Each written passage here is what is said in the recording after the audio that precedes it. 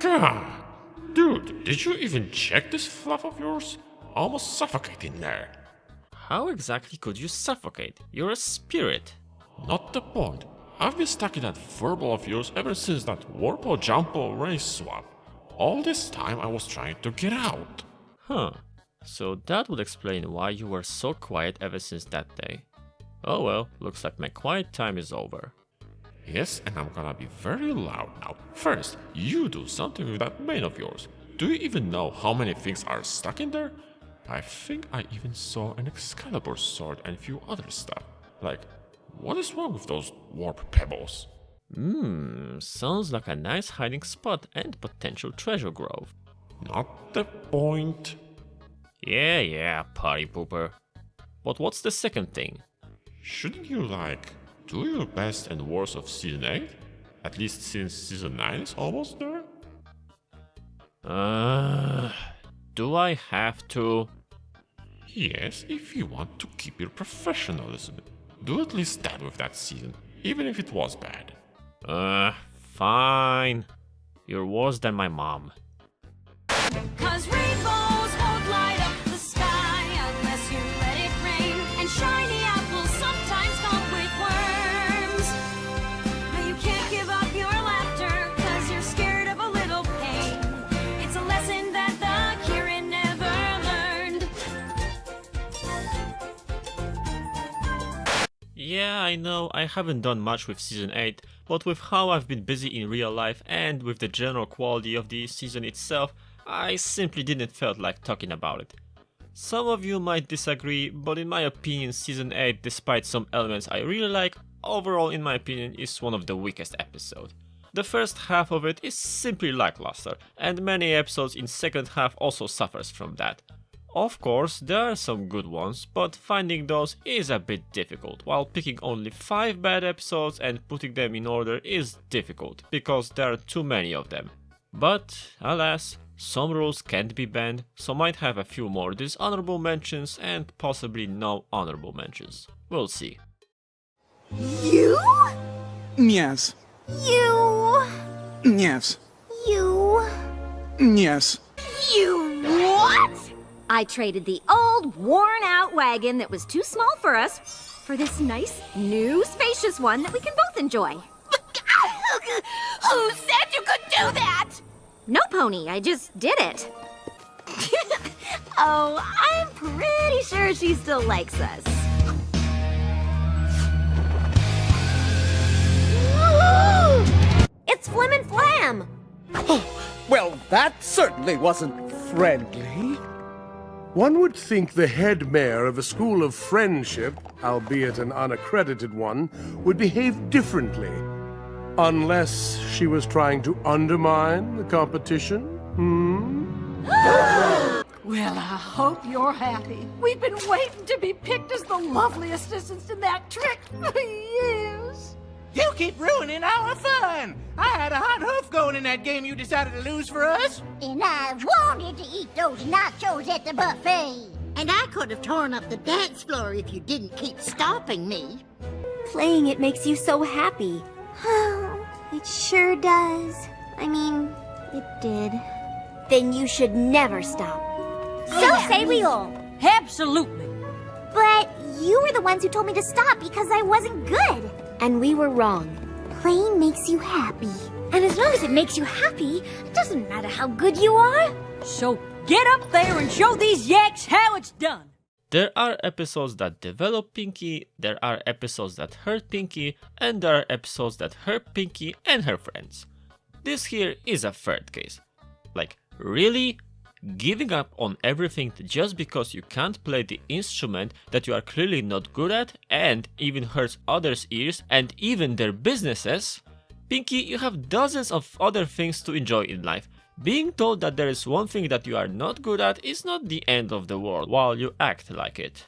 Not to mention her friends weren't any better. Sure, it's good they were direct, however they could be more constructive in that and straight up say that she needs to take lessons from someone who knows how to play this thing instead of trying on her own, which clearly led to nowhere.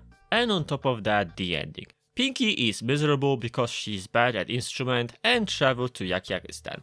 Wait, that's perfect opportunity. Let's tell her that since she is where the Yovida phone is from, Sonia could teach her and they instead encourage her to keep going in being bad at it. And the whole conclusion of if it comes from heart, it's beautiful. That's too basic, it's not just that, especially not in case of music. Who cares if it comes from the heart? It hurts the ears in the process. I don't think you're supposed to be any different than who you are. Maybe you just don't like that I have a real parent now. That's not true. I'm glad Sludge is here. I just wish he wasn't such a... Dragon? Of all ponies, I can't believe you would have a problem with that. I have a big gripe when it comes to characters that manipulate others by playing by their weaknesses and emotions, only so they can have a gain. This is why Sludge is one of those MOP characters I despise. Playing on Spike's emotions, his desire to know his parents and stuff. That's one of the lowest of lows, and I pray for him to never, ever coming back. Characters like this shall be thrown for eternity to tatters. And you know what's making it even worse? The fact that because of his poisonous teaching, Spike shattered Twilight Heart into tiny pieces in the worst possible way by telling her, the pony that was raising him his whole life, that she's not his mother. Okay, I know he barely hit his puberty, but that's still not something you should say to someone who pretty much was like your mother on top of her other responsibilities. Do you even have a slight idea how much that hurt her? The only thing that was actually good in this episode was some development for Smolder and Spike relationship and the dynamic they share. Really, they complete each other well. She knows everything about dragons but not much about friendship, while he knows much about friendship but not much about dragons. Maybe not a ship, but they complete themselves well. Sadly, that was too little to save this episode. You're not teaching teamwork. You're competing with each other. I thought you were past that. We are! Mostly. We got carried away with wanting to be the teacher of the month is all. The teacher of the month wouldn't care about being the teacher of the month. I know Fluttershy would be thrilled to see another pony win. That's it. Guys, this is season 8, not 1, but this episode belongs more to season 1. In fact, this is pretty much Fall Weather Friends done worse. At least back then, Applejack and Rainbow Dash were competing to know who is better, and that's all. Only one who could get hurt was them. But here, they were putting life of students in danger over what? Over the title of Teacher of the Month. Title that was still taken by Fluttershy and months after that.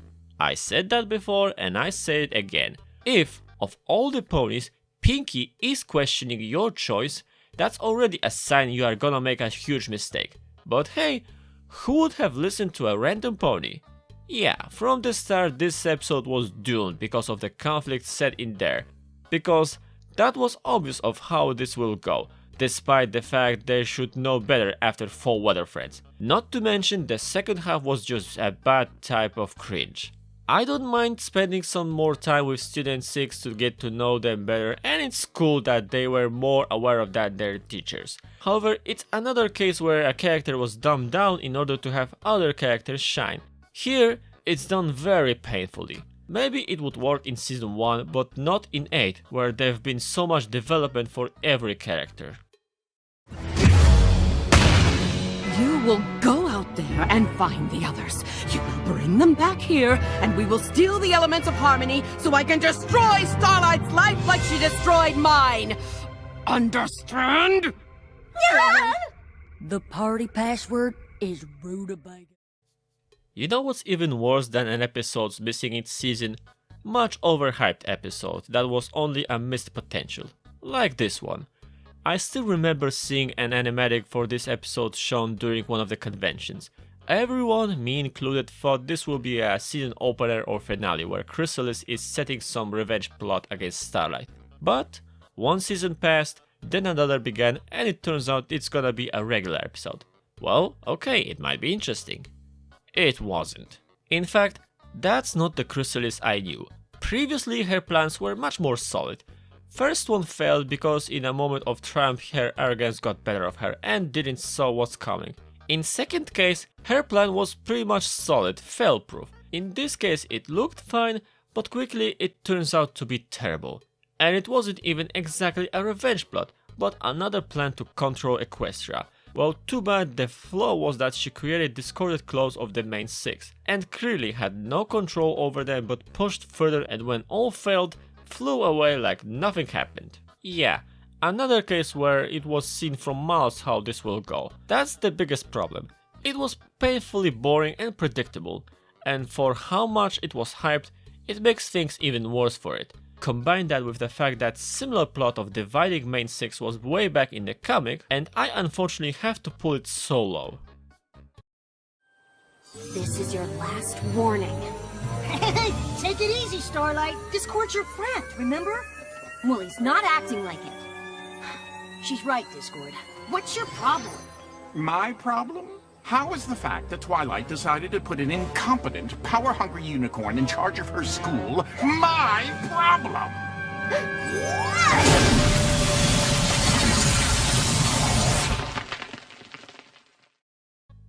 Why is it that every season have to contain the episode that hurts the characters so much it nearly kills them?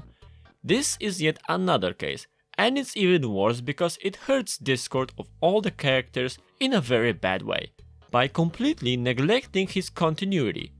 You want to tell me that Discord, someone who got pissed off by Fluttershy being kidnapped by changelings, someone who was ready to give up on his nature for her, which almost caused him to vanish, now just like that sends her on a life-threatening fake map quest just so he can mess with the school? And not only that, he was throwing tantrum over the fact Twilight didn't ask him to be her replacement for obvious reason, and endangered the life of everyone in the school several times? Sorry, but that's not the Discord I know. He messes with others, but didn't try to kill them. And here, he pretty much tried to do that with everyone involved. And the whole lesson, Starlight apology, that's rubbish. He deserved nothing. Doesn't matter if he can just bend reality. The students 6 were right to complain for Starlight's punishment on Discord.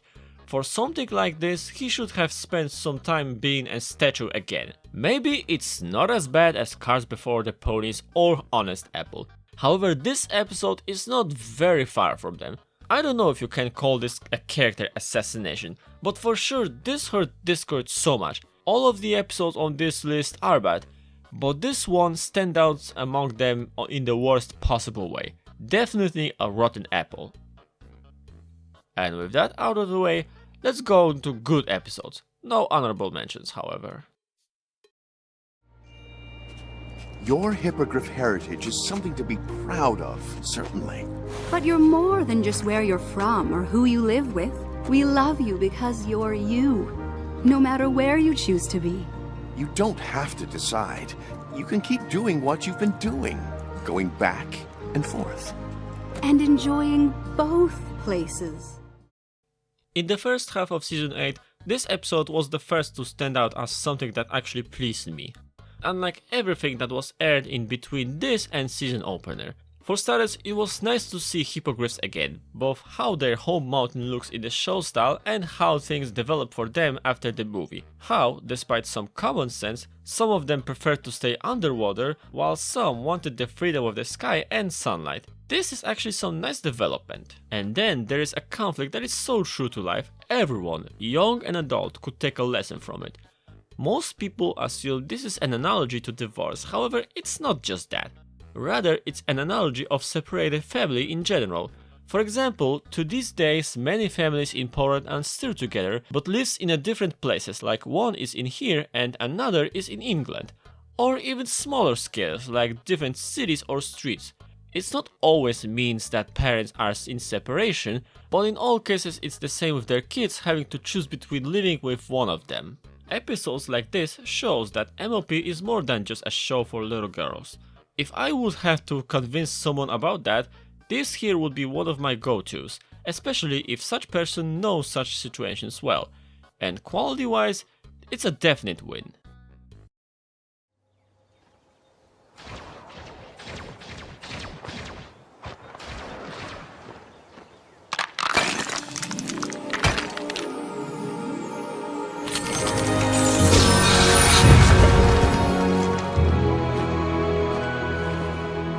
just happened? Did I just sprout wings? I just sprouted wings! Spike has wings. How cool is that? After years of speculations, all the theories and suspicions why he is so different from other dragons in that regard, we finally have the answer. He is not. Just didn't hit the dragon puberty. And hey, it's also a nice development for Spike as well. I mean, how often we see this show actually having a character noticeably aging? Last I remember was in Crusaders of the Lost Mark. It's actually some nice lore for dragons, showing that all of them are born wingless and later they go through that transformation. Which, again, has similar traits as previous episodes on this list. True to life topic. In this case we are talking something that eventually hit every kid. Puberty. Similarities are pretty obvious with red spots, smell, voice fluctuation. Try proving it's not. It is really a good lesson that it seems like something bad, but really it's not. A nice thing to teach kids, since some of them are before or about to enter that phase in their life. And the little development for Spike and Smolder's relationship. Even if it was brief, it's still a nice touch that I've mentioned in other episodes on Bad List. I really like the interactions of those two and hope for more in season 9. For now, I certainly appreciate this one. I said stop fighting! That's not what the holidays are about! No matter what you call them, or how you celebrate. Do you know how lucky you all are? With your stories about sharing and kindness and getting together with every creature that you care about? We're entering 2 episodes that are close to each other. Both I like for the development for Student 6, but not only that but also their respective races. It's always nice to expand our knowledge like this, even though ponies remain a focus of the show, development for other races that's been introduced is also important. But it's not just the very fact of showing different traditions, but also showing how different races celebrate different holidays. Another analogy, this time how people of different cultures celebrate different holidays of the same spirit. Like in real world, where Christians celebrate Christmas at the end of December, but Muslims celebrate Ramadan at a different date every year. Different holiday, celebrated different but in the same spirit. It's quite similar to holidays in this episode. Each race celebrate different holidays, but all of them have similar to heartwarming spirit. But what really cracked me in this episode was Gallus and his confession. His whole reasoning of why causing all the mess, the whole holiday story, and most importantly, pretty much straight up admitting he's an orphan. Something show never dared to do before Skullo, and now they did it with Gallus. A bold and heart-wrenching moment. And that's why I love this episode and put it in here. Did I miss a chapter in class? Like all living things, I change as I grow. As I have grown, so have my abilities. I'm a bit rusty on pony history, but since when does the Tree of Harmony trap creatures in a cave with their biggest fears? You chose what you saw in my roots, not me. Our friendship got us past our fears. Second episode developing Student 6. This one I give slight edge because it's more personal and establish them more as alternative to the main 6. However, both episodes are generally close to each other. Some may disagree, but I like the approach of them facing their phobias and insecurities. It actually can tell us more about them, flesh their characters even more and not just make them stereotypical. Plus, it actually tells us more of why possibly they act like this. It's easy to write a cool guy or a tough one who has no fears, but that makes a boring character. Having a character that is a cool guy, but it's a cover for his insecurities, makes things much more interesting. And it was actually an interesting plot twist of this whole thing being a test from Tree of Harmony itself, which turns out to be sentient. Wow, all those theories about it. Also, I called it a long ago in more cringy times. Still, I do wonder how things will develop both for Tree and Student 6 in Season 9. 'Cause rainbows won't light up the sky unless you let it rain, and candles just won't glow until they're burned. No, you can't give up your laughter 'cause you're scared of a little pain. It's a lesson that my village never learned. No matter how hard I schooled them, fear of hurt is still what ruled them. Sometimes you gotta let it rain.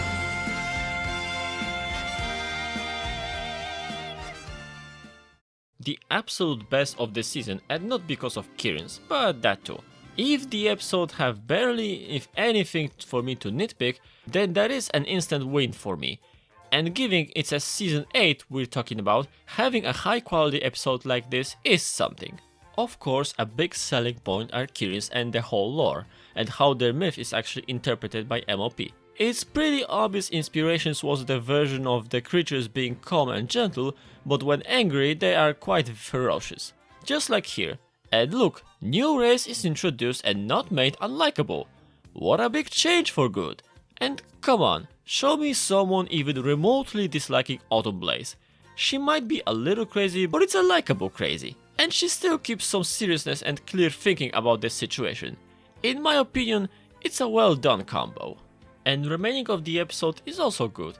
Continuity of Rockhoof being the one telling Twilight about Kirin's, conflict itself being solid, moral as well, nice fix of Applejack and Fluttershy map episode. Really, I still can't find anything bad in here, which is why this is my absolute number 1 of the season. And that's it, end of season 8 and looking forward for season 9. It looks promising, and since it is a last season, this time I'll try my best to review every episode of it, hoping for a very solid last season of this generation. The end is nigh! The end is nigh! The end is nigh! The end is nigh! The end is nigh! Okay, that was random. No, this generation is ending. Someone needs to fake panic noises. What else you thought of doing in this situation? What I was doing before. Be witty, be fluffy. Huh, that's catchy.